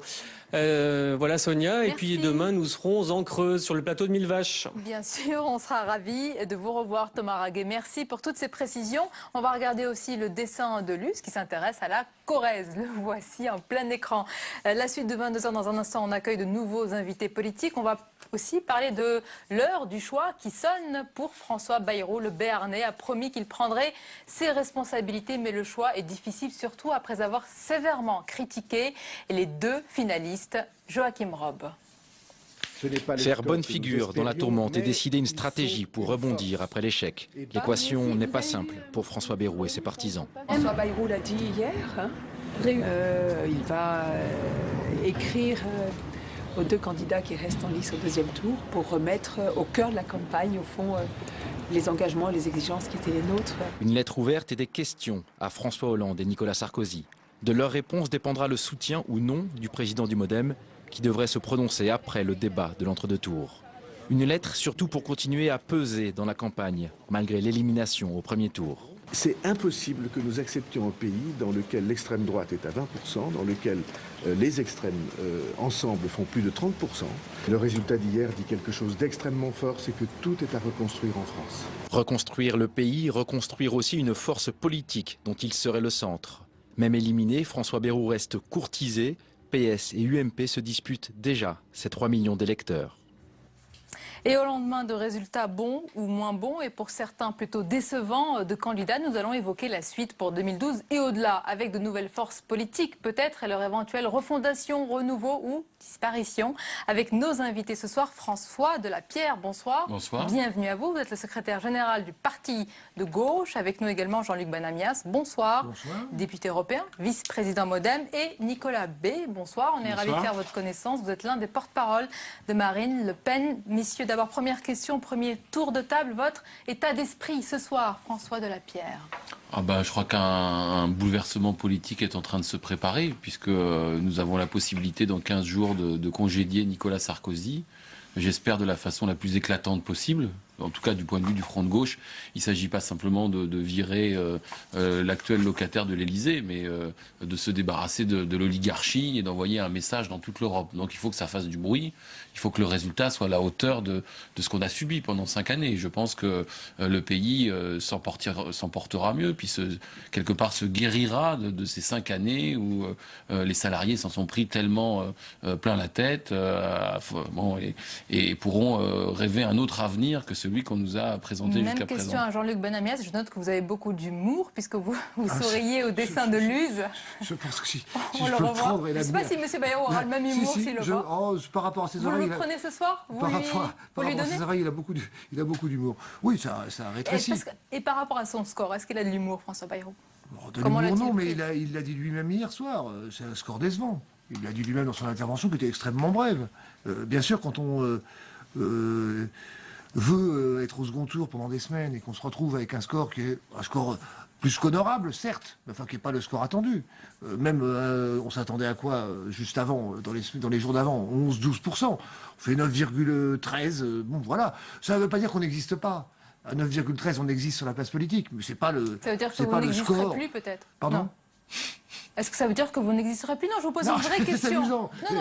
Non. Pensez aux pauvres qui ont fait des scores encore plus petits, très petits derrière, qui existent quand même. Mais vous êtes des ambitieux, Jean-Luc Benamias. Moi, je suis très ambitieux, mais clairement, attendez, à 9,10, un mouvement politique existe. Vous appelez à voter François Hollande? Non, je n'appelle pas à voter François Hollande, je vote François Hollande. Oui. Ah non, mais c'est différent. Certains vous suivent, peut-être vous avez une autorité dans votre parti. Heureusement que j'ai une autorité, que je suis reconnu. Mais sérieusement, je regarde. Je dis, il y a une aspiration extrêmement forte au changement. Avec un vote malheureux, nettement trop puissant pour le Front National. Très bien, je regarde, j'écoute, je regarde ce que disent les gens, je vois quelle est la demande de changement dans ce pays. J'ai envie d'être dedans, j'ai envie de voir comment on y participe. Maintenant, c'est mon vote à moi. François Bayrou prendra sa position dans les jours qui viennent, on verra quelle position il prend. Moi, je crois qu'on a besoin d'un mouvement démocrate et humaniste comme celui que nous sommes en train de créer. Donc on va continuer à le créer. Nous en parlerons, c'est important. Nicolas B, on parle de votre vote, du vote des électeurs Front National, comme un vote de désespérance, de la souffrance. Vous le percevez ainsi, ce vote? Non, je ne crois pas du tout. Je crois que c'est un vote d'adhésion. Et à ce niveau-là, c'est d'autant plus un vote d'adhésion par rapport à ce qu'il a pu être dans le passé. Mais moi, ce qui me frappe dans les propos que je viens d'entendre, c'est que finalement, on a deux représentants de candidats qui sont déçus de leurs résultats, qui ont joué plus ou moins les rebelles, les hors-système pendant toute la campagne, les petits apprentis révolutionnaires pour les amis de M. Mélenchon, et qui aujourd'hui se rallient de façon très ouverte et très explicite, de façon un peu plus alambiquée, s'agissant du MoDem, à François Hollande, c'est-à-dire un candidat socialiste, totalement soumis et docile à l'égard de la haute finance. Il était allé à la City, on s'en souvient, les rassurer en leur disant « vous n'avez rien à craindre de moi ». On voit bien que les postures de campagne, la comédie de la campagne électorale est terminée, les masques tombent, et aujourd'hui, ils essaient d'habiller ce qui relève en réalité, pour l'essentiel, de combinaisons politiciennes que précisément les Français rejettent. Ils les rejettent, ils l'ont montré hier soir en donnant à Marine Le Pen plus de 18% des voix. Eh bien, ils ont adressé un signal fort, c'est qu'ils ne veulent plus de cette bipolarisation qu'on a tenté de leur imposer pendant des mois de campagne, qui ne correspond plus à rien. Pourquoi ? Parce que le clivage... Question habillage, vous connaissez bien. Non, mais parce que le clivage entre la droite et la gauche est un clivage désuet, un clivage obsolète, qui ne correspond pas à un vrai clivage. Oui, mais vous avez remarqué que vous n'êtes pas au second tour, ce n'est pas ce que disent vos partisans, Monsieur Bay, qui explique que la recomposition à droite a commencé. Ce que dit Monsieur Alliot. Si, Monsieur Alliot aujourd'hui déclare ça. Il ne s'agit pas de ça, c'est la recomposition politique vous êtes clairement en train. Il a dit la recomposition à droite a commencé. J'entendais Monsieur Colliard sur France 2 dimanche soir dire nous sommes l'alternative à droite. Donc vous êtes une famille de la droite assez singulière, je dois le dire. Mais c'est a priori à la droite qu'il revient de vous considérer, de dire quelle est votre place. Et vous êtes engagé dans une conquête de l'hégémonie par rapport à Monsieur Sarkozy. Et vous avez marqué des points dans cette élection. Mais je ne vous laisserai pas dire qu'il y a eu un ralliement de la part du front de gauche à François Hollande. Non, dans la mesure où vous vous trompez, et je vous vois, vous le souhaiteriez peut-être. Expliquez-nous alors, François Delaclerc. Écoutez, nous appelons clairement à battre Nicolas Sarkozy du point de vue du programme qui a été celui du Front de gauche. Il y a des désaccords avec François Hollande. Mais vous savez bien que rien dans le programme de François Hollande ne viendra, rien de votre programme ne sera dans le programme de François Hollande. Exactement, c'est donc nous n'avons pas, j'allais dire, d'attente par rapport à François Hollande. Nous savons qu'il y avait des divergences. Il y a des divergences de programme entre... sinon, il n'y aurait pas eu des candidats différents au premier tour. Et c'est pas parce que le premier tour est terminé que par la magie du vote, nous sommes tombés d'accord. Donc, je pense que c'est une forme de respect des électeurs que de dire cela. Maintenant, pour appliquer le programme du Front de gauche, pour aller au bout de ce qui a commencé, ce qui est un événement dans cette campagne, cette progression et cette insurrection citoyenne qui a commencé, il faut dégager Nicolas Sarkozy. Il faut que le représentant de l'oligarchie et de l'Europe austéritaire, l'homme qui a imposé le traité de Lisbonne à la France et qui représente dans toute l'Europe, avec Madame Merkel, les politiques d'austérité, soit puni par le peuple français. Puni et que ce signal soit donné à l'ensemble de l'Europe. Vous êtes aussi sévère dans vous êtes aussi sévère dans vos paroles, parce que vous vous rejoignez sur le vote du second tour. Plus sévère que l'a été François Bayrou par rapport à Nicolas Sarkozy. Oui, mais François Bayrou va devoir faire un choix, malgré tout. Sans doute. Il sera difficile après avoir tant critiqué les deux finalistes. C'est un homme d'État, il va faire le choix qu'il a à faire, et moi je respecterai le choix qu'il fera complètement. Voilà, il est clair qu'il a dit un certain nombre de choses sur l'endettement. J'entendais tout à l'heure la une du Point, juste dans l'émission qui nous précédait. Clairement, il semble bien que le 7 mai, on va se réveiller et on aura du très lourd à gérer au niveau des crises. La crise ne s'est pas arrêtée pendant cette campagne. Pour cela, vous faites entièrement confiance à François Hollande? Ah non, pas du tout. Moi, je pense qu'il y a une aspiration. C'est facile à comprendre. Il y a une aspiration de changement dans le pays. Il suffit de changer une personne pour que tout soit résolu. Mais Madame Malbrook, c'est le deuxième tour, je vous signale. On verra. Il y a plus que 2 bulletins. Il y a une bipolarisation. Je pourrais décider, si j'avais envie de dire Nicolas Sarkozy, pour moi c'est hors de question. Je pourrais décider de dire je m'abstiens ou je vote blanc. Je décide, moi, de voter François Hollande. Est-ce que je vais regarder ce qu'il va dire pendant les 14 jours qui restent de campagne? Je vais voir, j'ai vu son programme. Je trouve qu'il y a dans les promesses qu'il a faites des choses qui sont inapplicables, me semble-t-il. Maintenant, s'il arrive à nous convaincre, on verra bien. Et puis j'espère, sérieusement, que le rassemblement qui se fera dans le pays fera que ce pays s'en sorte et que la République française soit tirée vers le haut. Liberté, égalité, fraternité, laïcité, vers le haut. Et non pas continuellement ce qu'on a vu depuis 5 ans, voire depuis 10 ans, vers le bas. C'est ça à quoi j'aspire. On verra. On peut laisser sa chance, globalement, sans cette aspiration de changement, à une personne que je trouve relativement démocrate, si ce n'est tout à fait démocrate. Après, écoutez, on va jouer sérieusement. Quand il fera des choses bien, François Hollande, on va le dire au mouvement démocrate et dans ceux qui entourent François Bayrou. Quand il fera des choses que nous ne concevons pas comme bonnes, donc, on dira... c'est important ce que vous dites. Vous êtes une force d'opposition. Vous le voyez de soutien critique, d'opposition critique, si vous voulez, les deux. Nous sommes... Le mouvement démocrate, dans son essence même, est un mouvement qui réunit les gens qui sont de cultures politiques différentes. On n'a pas changé. Non, mais c'est important. S'il appelle à voter la gauche, il rompt avec l'héritage de l'UDF, avec lequel il s'est construit. S'il choisit la droite, il retourne à la case UDF, il sera dans un no man's land. Parce que la différence est minime, finalement. Je vous respecte beaucoup, monsieur Benamias, mais finalement, votre position, elle est révélatrice. Finalement, les différences entre l'UMP, le MoDem et le PS sont finalement assez mineures. Si vous voulez. Dans les grandes orientations. Par rapport à vous, je l'espère. Non, mais elles elles sont assez mineures. Pourquoi? Parce que vous êtes mondialiste, vous êtes, vous ne voulez pas de protection aux frontières, vous êtes pour la libre circulation des biens et des personnes, vous êtes pour le fédéralisme européen, vous avez voté le traité constitutionnel, mais vous avez le mérite au moins d'être honnête et de le dire. Mais il est clair que les positions représentées par François Hollande, par François Bayrou et par Nicolas Sarkozy sont finalement tout à fait similaires. Et le message des Français hier, c'est quand même la volonté aussi d'un autre système politique. Projetons-nous, les législatives, ça vient très vite en juin. Si certains membres de la droite, en supposant qu'il y ait une recomposition, vont venir vers vous, qu'est-ce que vous allez dire? Ah non, vous c'est la droite, vous avez voté si, c'est ça? Vous n'allez pas les accueillir, cette droite qu'on dit populaire, peut-être tenter aux législatives non, mais de venir le problème n'est pas, encore une fois, c'est pas des accords d'appareil, des combinaisons. Nous avons vocation à rassembler tous les Français, quelles que soient leurs origines politiques, sociologiques.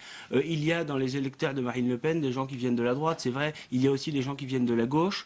Nous avons comme objectif de rassembler tous ceux qui croient en la France, qui aiment la France, qui considèrent que le cadre national est encore le cadre le plus performant pour protéger les Français, pour protéger leur liberté fondamentale, pour protéger notre économie. Nous voulons un État fort, un État stratège, un État protecteur. Le problème, c'est quand on veut défendre le peuple, comme M. Mélenchon le prétendait pendant sa campagne, on ne peut pas en même temps, dans le même temps, être pour l'immigration et contre les protections aux frontières, contre les taxes douanières, contre les quotas ou les contingentements. Ça, c'est pas sérieux. C'est une posture électoraliste, c'est bien gentil, mais en réalité, le peuple ne s'y trompe pas. Il voit très bien qu'on a, en gros, la droite, l'UMP, qui défend les intérêts de la haute finance, une gauche socialiste qui défend tantôt les intérêts de la haute finance, tantôt les intérêts des immigrés plutôt que ceux des ouvriers. Bon, tout ça n'est pas satisfaisant. Non, mais je ne comprends pas pourquoi M. Bay n'assume pas la ligne de son propre parti, qui dit clairement qu'ils sont engagés dans une recomposition à droite. Je crois que c'est la vérité. D'ailleurs, quand on regarde précisément les résultats des élections, on a vu des électeurs qui étaient allés sur Nicolas Sarkozy lors de la dernière élection présidentielle, qui sont revenus sur Marine Le Pen. L'extrême droite refait le même résultat qu'elle faisait en 2002. Je rappelle qu'il y avait M. Maigret, mais M. Bay en sait quelque chose, il était avec lui en 2002. Et donc quand on fait l'addition de Le Pen et Maigret en 2002, on est au-dessus du score que fait Marine Le Pen aujourd'hui. Je vous parle en pourcentage. Oui, et il y a des électeurs en plus, et la démographie, ça existe aussi. Et notre pays est une puissance dynamique du point de vue démographique, notamment grâce à l'immigration. Vous devriez le reconnaître. Bon. Donc c'est un mouvement qui s'est produit à l'intérieur de la droite. Mais qu'est-ce que ça veut dire, ça? Ça veut dire que, d'un certain point de vue, le Front National réalise une très bonne opération électorale. Mais il a en même temps mangé son pain blanc. Parce que son meilleur agent électoral ces dernières années, c'était Nicolas Sarkozy. Ils vont tout faire pour faire perdre Nicolas Sarkozy, pour essayer de se construire sur les décombres de la droite. Se dire la crise de leadership à droite. Vous avez donc un point commun avec eux ce soir, si c'est s'agit de battre Nicolas Sarkozy. Si c'est cela, excusez-moi, mais c'est une réalité.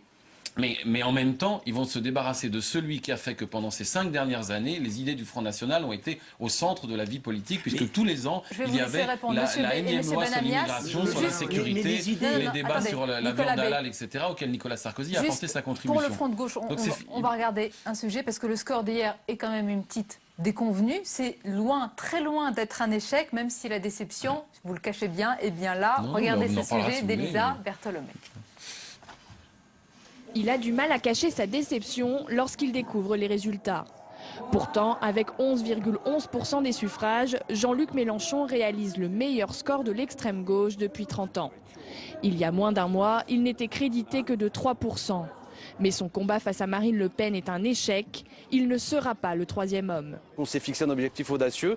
Et si on était au même niveau qu'elle, voire même si on était devant elle. On n'y arrive pas pour cette fois-ci, mais je dis bien pour cette fois-ci. Et on lance un appel aussi, en quelque sorte, une mise en garde au Front National, qu'il prenne garde. On arrive et lors des prochaines élections, on va rester son premier adversaire. Un premier adversaire qui, pour l'instant, opère un ralliement. Contrit, contraint, Jean-Luc Mélenchon a donc apporté son soutien à François Hollande. Leur point commun, faire perdre Nicolas Sarkozy. Mais pas question de se ranger derrière le candidat socialiste sans maudire. Regardez le total et enlevez le front de gauche. Qu'est-ce qui lui reste? Il n'y a pas de défaite de Sarkozy sans nous, c'est impossible. Donc je pense qu'eux, ils ont un bilan à faire. Mais vous verrez, comme d'habitude, ils ne le feront pas. Parce que comme ils sont devant, ils se croient tout permis, ils pensent que tout leur est dû. Ils ont tort. Mais nous, on va se battre, on ne leur demande rien. Passé le cap de cet échec, le front de gauche va se remobiliser. Ce sera le 1er mai pour une manifestation que Jean-Luc Mélenchon veut unie et puissante derrière les syndicats. À défaut d'une victoire dans les urnes, face au Front National, le front de gauche espère gagner la bataille de la rue. On va faire un grand tour de table, si vous le voulez bien, pour voir si, selon vous, il y a une recomposition du paysage politique, que ce soit à droite, à gauche, Jean-Luc Banamias. Mais sans doute, on l'attend, on voit bien qu'il y a de la révolte dans le pays, il y a une désespérance absolument importante, qu'on voit dans les différents votes, et que paye très cher Nicolas Sarkozy, c'est comme ça. Il a gouverné depuis 10 ans, les gens en ont assez. Il y a 5 millions de chômeurs dans ce pays, il y a 10 millions de gens qui vivent en dessous du seuil de pauvreté. Ça n'est pas possible dans un pays comme le nôtre, c'est impossible dans la République française d'avoir un état des lieux comme celui-là. Donc clairement, bien sûr qu'il y aura de la recomposition. Après, moi, je veux bien que tout ça soit, que clairement, on attende le 1er mai. Alors chacun maintenant s'y met. Il y a des manifestations maintenant. Le 1er mai, c'est très chargé. C'est une vraie bataille. Défilé des syndicats, le défilé de Marine Le Pen en hommage à Jeanne d'Arc, le rassemblement. Le défilé des syndicats me paraît, par rapport au 1er mai, extrêmement légitime, si vous voulez. Clairement, c'est des défilés syndicaux historiques et qui a des perspectives, évidemment, et une histoire extrêmement importante. Pour le reste, je suis sidéré de voir comment on récupère cette opération du 1er mai. Passons. Sidéré que Nicolas Sarkozy organise un grand rassemblement ce jour-là. Là, vous voyez, sur le côté... Oui. Attendez, vous avez vu le thème? La valeur travail. Ouais. Non, sur le vrai travail. Le vrai travail. Donc ça voudrait dire que d'autres ouvriers, d'autres salariés, d'autres employés ne sont pas sur le vrai travail. Et les chômeurs qui ne demandent que ça, je parlais de 5 millions de chômeurs, qui ne demandent qu'une chose, à trouver du travail. Ils aimeraient bien en trouver. Donc, clairement, oui, recomposition, sans doute. Nous, on essaye d'y participer dans le cadre où on pense qu'il y a besoin d'un rassemblement. Je l'ai dit souvent pendant cette campagne, qui soit digne du Conseil national de la résistance. Parce que les crises que nous vivons aujourd'hui, sociales, économiques, boursières, environnementales, sont des crises extrêmement fortes, qui demandent un pays derrière tout cela, les démocrates et les humanistes, qui demandent un pays relativement uni, si ce n'est très uni, avec les confédérations syndicales, avec les grandes associations, avec les grands secteurs d'activité. Je pèse mes mots par rapport à cela, car la situation n'est pas la même. On n'est pas en situation de guerre, comme en 39-45, mais on est en situation de guerre économique extrêmement puissante. Ça demande du rapport de force. En France, ça demande du rapport de force au niveau international. Et quand j'écoutais votre débat juste avant sur l'Europe, évidemment que l'Europe ne peut pas faire que des plans de rigueur. Évidemment que l'Europe a des moyens et doit se donner les moyens de faire des plans de relance par rapport à la recherche, par rapport au transport collectif, notamment ferroviaire, et par rapport aux énergies, notamment les énergies renouvelables. Il y a de quoi faire. C'est indispensable. Que des plans de rigueur. Attendez, ça va être terrifiant. Les scores populistes ou d'extrême droite vont continuer à augmenter. Les peuples ne peuvent pas accepter cela. On a écouté votre cri d'alerte, d'alarme, les conclusions de Nicolas B. et de François Delapierre. Je crois que ce que les peuples ne peuvent pas accepter, c'est de continuer à donner le pouvoir et les clés à ceux qui ont mené notre pays au déclin et à l'échec. Et le fond du problème, il est évidemment là. Vous pouvez toujours dire on va rassembler très largement un Conseil national de la résistance. Si vous rassemblez de l'UMP au PS en passant par le MoDem, vous allez avoir la même classe politicienne qui a échoué, qui va à nouveau échouer dans les années qui viennent, puisqu'ils appliquent exactement les mêmes recettes que celles qu'ils ont proposées et qui ont fait la démonstration qu'elles n'étaient pas performantes ni pertinentes. Bon, par conséquent, il faut un autre choix politique. C'est une alternative politique, c'est ce que nous construisons. Je réponds à ce que vous disiez sur la recomposition. Il ne s'agit pas de faire une recomposition à droite et une recomposition à gauche. Il s'agit de faire une vraie recomposition. Il s'agit de faire une vraie recomposition politique. Et effectivement, Nicolas Sarkozy se trouve en une situation difficile, un échec possible, sinon probable, le 6 mai. Mais ça, c'est lié uniquement à son bilan. L'insécurité qui a explosé, l'immigration qui a continué, le chômage, la pauvreté. Non, mais c'est important. C'est la fin du débat, c'est de donner la parole à François Delapierre. Mais c'est un problème très important. 200 000 titres de séjour accordés chaque année, plus l'immigration clandestine. S'il vous plaît, on ne peut pas revenir à notre débat. La France ne peut pas absorber une immigration qui nous coûte 70 milliards d'euros par an. Ce n'est pas possible. François Delapierre, la conclusion. Je réagis quand même au sujet que vous avez passé. J'attends poliment mon tour, mais on sentait d'ailleurs que votre journaliste avait du mal. De temps en temps, c'était pas si mal. Décidément. Mais il utilise quand même le mot d'échec. Vous allez nous dire comment vous voulez faire le sujet, on le fera après. Non, c'est pas ça. C'est que non, pas du tout. Vous inquiétez pas, madame. C'est chacun son métier. Je note juste qu'elle avait une difficulté à caractériser notre score.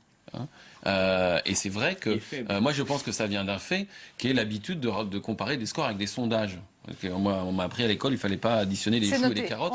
Donc si on compare avec des résultats qui étaient ceux du Front de gauche à l'élection précédente, on était à 6,5, on est à plus de 11%. C'est un événement politique dans ce pays. Donc il y a une force politique nouvelle, il y a une recomposition en cours, en acte, pas simplement en projet. Vous avez l'émergence d'une nouvelle force, c'est un des leçons de l'élection présidentielle et de ce premier tour. Vous avez été l'une des révélations de cette campagne avec Jean-Luc Mélenchon, bien évidemment. Merci beaucoup messieurs d'avoir été les invités de notre journal ce soir. C'est la dernière page à présent du journal Luz. Restez avec nous.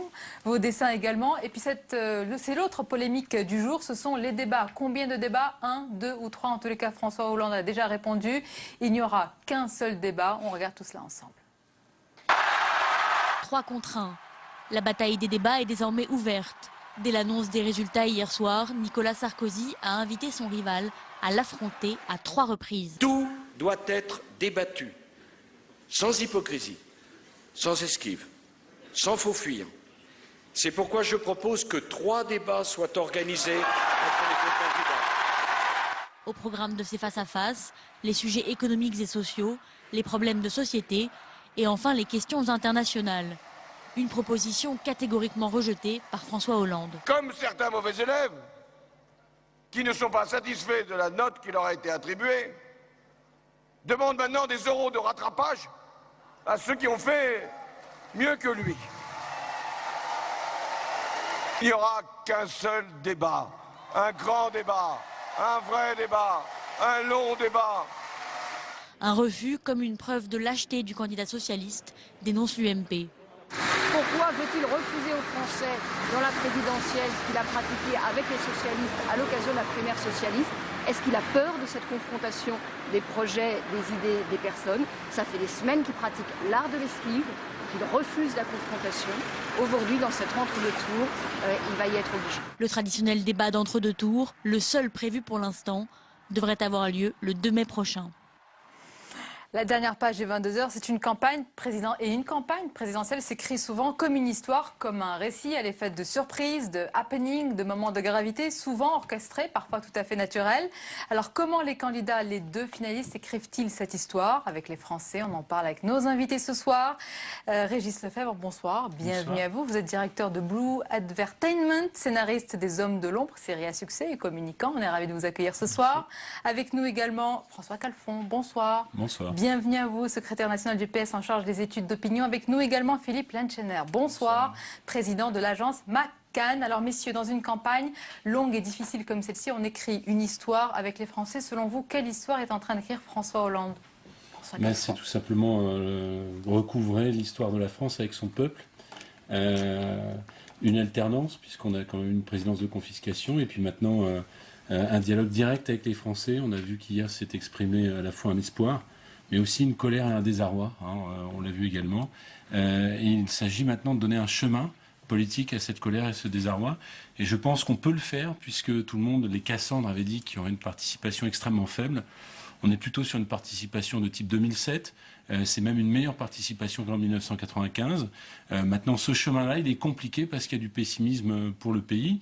Mais quelque part, j'ai envie de dire que c'est la campagne de réconciliation entre la gauche et la France. Le thème de la France est central et c'est autour de cette France qui rassemble qu'on pourra faire converger les catégories populaires. C'est ce scénario-là que vous voyez, Régis Lefebvre, qui se déroule. D'abord, est-ce que c'est une vraie histoire? Parce que Jean-Luc Mélenchon avait parlé dans cette campagne d'un poème national.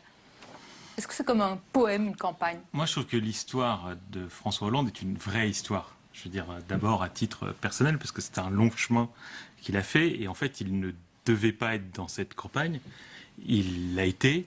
Il a gagné la primaire et il est arrivé en tête au premier tour et il va peut-être gagner la présidentielle. Donc lui, il écrit une vraie histoire. Voilà.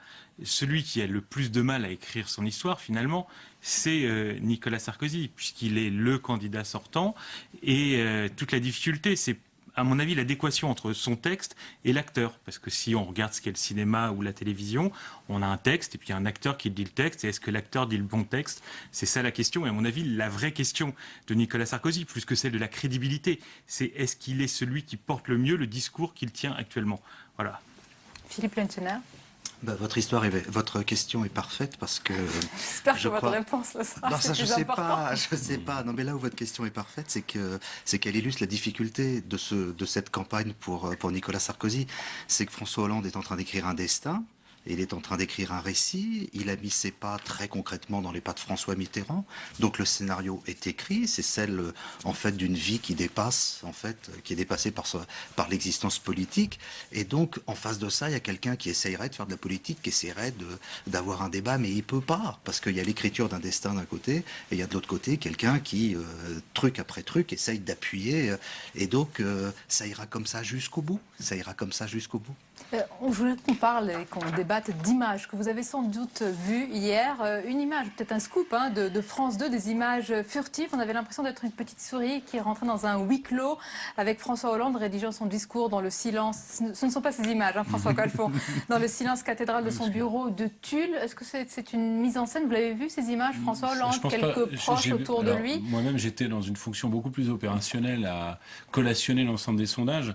Mais je pense que le fait majeur de cette élection, et d'ailleurs Franck Louvrier l'avait bien dit, je peux le citer, c'est quand même l'immersion des chaînes d'information continue, avec une espèce d'impression de l'instant qui finit par être un souvenir rétinien très puissant, mais qui est aussi une image un peu faussée, si j'ose dire, parce que on le voit bien, les événements par exemple de Toulouse apparaissent comme extrêmement lointains, or ils sont très très proches.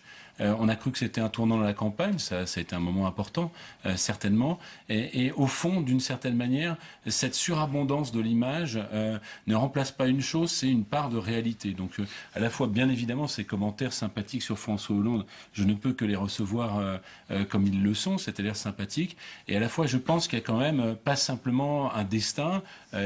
On dit Nicolas Sarkozy cherche à débattre, et puis François Hollande s'impose en avançant. Moi, je crois quand même qu'il y a de la politique, de la réponse aux préoccupations des Français. Ça n'est pas que de la com, tout ça, je tiens à le dire. Bien sûr, ce n'est pas que de la com, mais heureusement. Ça ne veut absolument pas dire qu'il Oui, mais quand même, Philippe Lattner, ces images de François Hollande, ça vous a pas rappelé François Mitterrand? C'était à l'hôtel du Vieux Morvan de Château-Chinon, c'était il y a longtemps, le soir de 10 mai 80. Il y avait aussi ce huis clos avec lui rédigeant son discours. C'est ce qui rend cette chose implacable, c'est que le film a déjà été écrit et que cette histoire a déjà été écrite. Vous n'allez pas me dire comme Laurent Geoffrin que tout est plié? Vous avez un doute? Moi, si vous avez des doutes, je veux bien. Si vous avez des doutes, je veux bien. Je pense que, je veux dire, un des sujets, c'est, je pense exactement ce que Franck disait sur l'importance des chaînes info. Et justement, la vraie complexité, à mon avis, c'est pour ceux qui sont dans les chaînes info de réinventer des vraies images. Parce que ce que j'ai trouvé hier soir attristant, c'est qu'on nous mettait au premier tour des images de deuxième tour, qu'on réinvente, qu'on ressortait des images qui avaient déjà existé, et on sait très bien qu'une image forte, c'est une nouvelle image. C'est-à-dire que la traversée de Paris n'appartient qu'à Jacques Chirac. Elle n'appartiendra à personne d'autre dans l'histoire de la télévision. Voilà. Et c'est ça qui, je veux dire, manque aujourd'hui, dans cette campagne, c'est l'image, justement. Alors François, après, moi je pense quand même que si on se remémore 2007, c'est-à-dire il y a simplement 5 ans, on a eu 2 candidats qui étaient dans la triangulation permanente, dans le coup d'éclat permanent, et que d'une certaine manière, Ségolène Royal n'est plus candidate, mais Nicolas Sarkozy l'est. Et ce style a terriblement vieilli. Et d'une certaine manière, la présidence normale, qui était autant adressée à Nicolas Sarkozy qu'à Dominique Strauss-Kahn, qui était à l'époque son concurrent, correspond à un souci, un souhait de réparation des Français et de dignité. En 2007, Nicolas Sarkozy hystérisait la politique, Absolument. Les médias. Qui c'est qui le fait aujourd'hui? Je crois que justement, Nicolas Sarkozy le fait toujours, ça c'est certain. Et du reste, il a commencé à chuter à partir du moment où il y a eu l'égalité du temps de parole, parce que c'est quand même un storyteller fantastique. C'est quelqu'un qui combat de manière admirable. C'est-à-dire, on a l'impression que c'est les 7 défis d'Hercule, si j'ose dire, et que quand il est coupé de ça, il n'arrive plus vraiment à avancer. Je pense qu'au total... Excellent dessin de Luz. Je vous laisse le découvrir à l'antenne. Mitterrand, voilà. Au total, cette façon de bouger en permanence finit par passer pour de l'agitation et non pas la sérénité nécessaire à la politique. Vous parlez d'hystérisation. Hier soir, c'était pathétique. Le débat, oui, pathétique, parce que vous vous demandez comment de telles erreurs peuvent être faites quand elles sont faites. Vous n'avez pas regardé Public Sénat. Non, quand elles sont faites chaque année. Si vous regardez bien, l'échec en termes de porte-parole des gens qui sont autour de Nicolas Sarkozy, c'est cette façon dont, année après année, les soirées d'élection ont été scandées. Philippe Lattner, c'est vrai à droite comme à gauche quand il y a de mauvais scores. Laissez-moi 30 secondes. Non, laissez-moi 30 secondes. Municipal cantonal de 2008. Que disent les gens à la télévision le soir même? Les réformes n'ont pas été comprises, ne vous inquiétez pas, et de toute façon, le PS explosera au congrès de Reims. Européenne de 2009, 27,8%. Ça veut dire que c'est faible comme score. Mais comme il n'y a qu'un tour, avec 29 sièges sur 72 en majorité relative, à nouveau vous avez un triomphe le soir même. Régional de 2010, le plus mauvais score d'une majorité parlementaire de droite, toutes, dans la Ve République, tout scrutin Le confondu, tableau est sombre, 27%. Non, mais ça Oui. veut dire quoi? Ça veut dire qu'à Conclusion. chaque fois, c'était oui, mais c'est à cause de l'abstention. Donc vous avez eu dans chaque soirée, et hier soir c'était pathétique, que des cris, que de l'hystérie, qu'une difficulté à laisser l'autre parler, et c'est terrible. Régis Lefebvre. Est-ce que vous avez déjà vu en politique un second ou un perdant faire un bon plateau? Jamais. Enfin, ça n'existe pas. Comme ça, comme hier soir. Mais non, mais pas plus Comme hier mauvais, soir, pas non. plus mauvais hier On va soir ouvrir le débat. Régis Lefebvre, que je les voudrais années poser une passées. question. Vous êtes scénariste. Oui. C'est la pire histoire si elle est déjà pliée. Il peut y avoir encore des surprises Mais pour vous. justement, parce que pourquoi Nicolas Sarkozy est un très bon storyteller, comme on le disait à l'instant sur le plateau, c'est que tout pousse à penser que, évidemment, François Hollande va vers la victoire. Mais il a réussi dans cette campagne, à expliquer au premier tour que ce n'était pas perdu, et il est en train au deuxième tour de réussir à faire qu'une partie des observateurs, que nous sommes, pensent que le match n'est pas plié. Typiquement, on voit bien le grand décalage entre les observateurs et les Français, et d'une certaine manière, oui, Nicolas Sarkozy met en scène ce que les observateurs, notamment les journalistes, ont envie d'entendre, mais ça n'imprime pas. La réalité, elle est là. Et la deuxième chose, c'est que je m'inscris en faux sur une élection gagnée d'avance. Le respect dû aux Français dans cette situation. Aussi, vous le dites, François c'est important. C'est important de dire merci. L'histoire est en marche, messieurs, rien n'est plié. On a encore 13 jours de campagne. Nous serons là pour les commenter et les analyser ensemble. Merci beaucoup d'avoir été nos invités. C'est la fin de ce journal. Belle soirée à vous sur Public Sénat.